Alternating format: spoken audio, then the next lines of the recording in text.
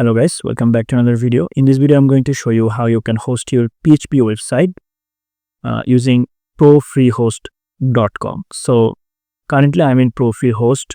What you have to do, you have to go for the browser and type here ProFreeHost and hit enter. So here you can see this is the ProFreeHost.com. So click in the first link and it will actually take you to this page. So what you have to do, you have to actually register with your email. So you can actually click here register now. I already registered my account here. You can see currently for the tutorial purpose I have actually created domain. So I'm going to create a new domain once again. Now here if you want to create your new domain, you can actually create it by clicking here create new account. So click here create new account.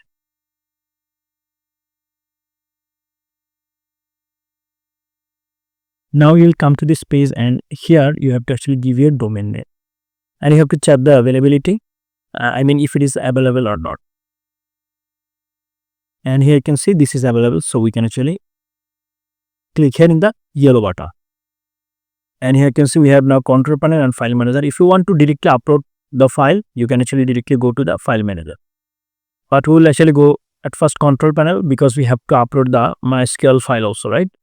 So we have to select I approve and here we go. Now from here you can see we have a option here called files, right? So now you can actually click here online file manager. So open it in a new tab. It will actually take you to the file manager. Here you can see this is the file manager. Okay. Here you can see. So what I'm going to do is I'm going to actually delete all of them because these are not necessary. These are default files. So we'll actually delete them. Okay. And here we are going to upload the file. So click here upload and our file is zip. So we'll actually upload the zip file. And here it is.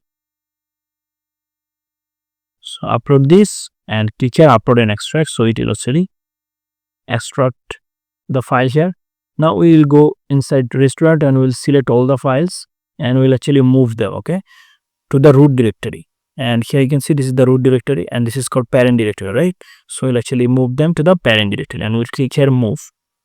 And now it moved here. You can see if we go back to the previous page here, you can see we have restaurant folder and there is nothing inside it. So we can actually delete this folder. Okay. Now we have to go to the control panel once again and here we have to go for the database. So here you can see we have database PHP MyAdmin option here. So we'll go with this one. So open it. And here we have to create a database at first. So we'll actually go with the database and let's say we'll say here a restaurant, okay, _db. So this is the database we are going to create and we'll select here. Select it, create database. So it will actually create database. Here you can see this is the database and we have now new database name and our username, MySQL username is the hostman. So we have to actually go for to click here admin to actually go to the control panel. Here you can see this is the control panel and now we can actually import our file here. But before that we have to actually go back to the file manager. Here we have a file here db.php. So you may have different file, okay. So just edit the file and change the connection, okay. So this is for the connection. Here you can see so I have to change everything here because I had now new database name and everything. So I'll copy from here and here I'll add it, okay.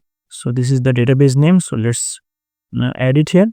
And after that we have also password and username because when you actually create this project in the local host, that time our username by default was root and password was null, right? And our server was localhost. Now everything is changed here, you can see. So we have to change everything here. So copy and here in the user we have to paste it. So this is the username and password is your cPanel password. So you have to give here the registration password. When we register through the email, that time actually we have used a password, right? So that password will be actually used here. So I have to say here Tanveer, okay, 8910. And now we have to set the server also. So let's go back and here is the server, new server. So we have to change it, paste it here. Okay, and now we'll say here save and close. Fine. Now everything is done here. Now we have to actually upload our .sql file. So click here, import, and choose the file, that is restaurant_db.sql. So click here, open, and go a little bit down. Here you will find the option called go. So select go, and here you go, it's uploaded. So we'll go for the structure, and here you can see we have all the tables. Now we can actually directly go to our domain, and the domain is here. You can see this is the main domain, and here is our project. Now we can actually register here also, and we can go through the login process also. So let me check the user, all the users. So let's go to the browse. So this is our database, right? And here we have users table, and here let's say I want to log in as Tanvir. So this is tanvir@gmail.com, and password is 123. Click here login, and you can see currently I can log in, and now I can actually see all the orders. So that's it, guys. I hope you understand, and thank you so much for watching this video.